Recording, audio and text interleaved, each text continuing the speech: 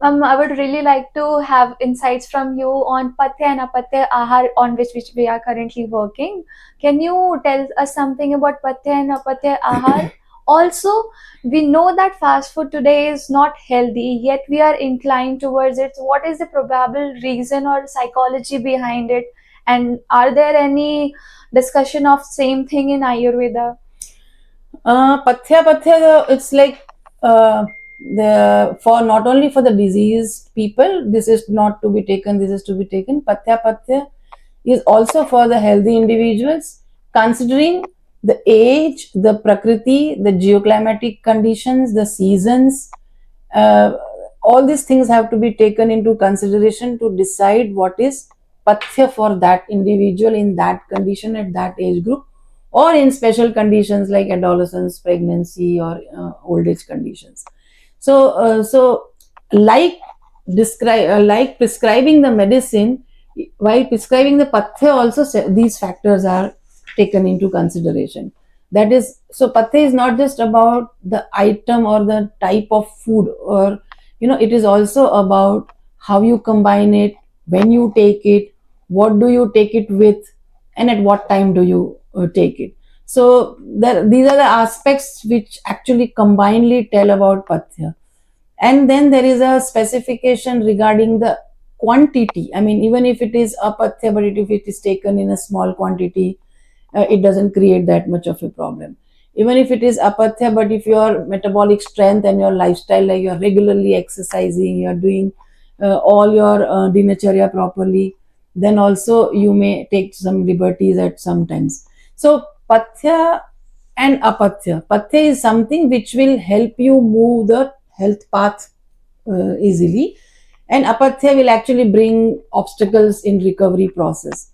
But how do you determine what is pathya? As I said, these are the factors that are described. Having said that, Ayurveda has also given certain, from each class of food, like cereals, pulses, fruits, vegetables, milk products. In each class, there are certain things which you can take anytime, anybody can take, and any age group can take at all seasons. So that is called as Sadapathya. Okay. Okay, and then there are certain things which you definitely need to take care while eating, and you have to watch your agni, watch your season, watch your own metabolic strength, etc., before taking that. So those are the things which are described. Now coming back to your question of the junk food and all, perhaps it's a peer pressure kind of a thing, or maybe they have done enough research to kind of look at the taste buds and what will actually make you much more feel pleasant. So the Ayurveda also talk. It's not that Ayurveda's pathya is always bitter, and it is always something which is anorexic. Can you name something interesting that is Patya and Yes, I'll tell you. You will find there are certain.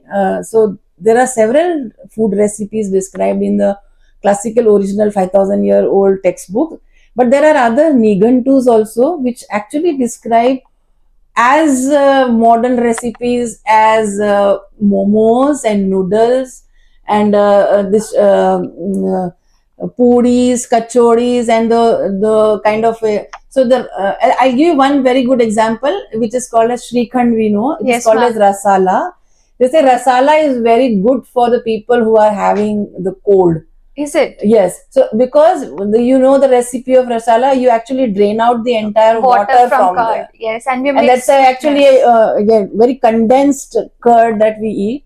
So it is considered to be good for people who are having not in flu wala cold, but generally seasonal cold that you have. So there are recipes and recipes that are described in Ayurveda for, and in general, not only for food, even for medicine, Ayurveda says that it is ishtagandha rasa varna. So whatever you should make it as palatable and as compliant as possible. So Ayurveda is not about punishing your taste buds; it's about actually making your food much more. So in the food, it is all the more necessary to make it isht gandha, isht rasa. Isht means liked or desired. Okay. I think we had a bad notion about Ayurveda until now, and hearing such glad recipes from you, let's have a fun play segment. Okay. I'll ask you rapid fire questions, and you will answer whatever comes to your mind in first. Okay. So, if Vat, Pitta, Kapha were people at dinner table, what would each one be doing? What would each one be doing means they will be eating, but amount of food Yeah. that they eat, that will be different. The speed at which they will eat will also be different. Maybe Kapha individuals will relish their food, slowly eating. Maybe Vata and Pitta will finish fast. Okay, one apatya food you enjoy. One apatya food I enjoy. Hmm, difficult to say. There must be something.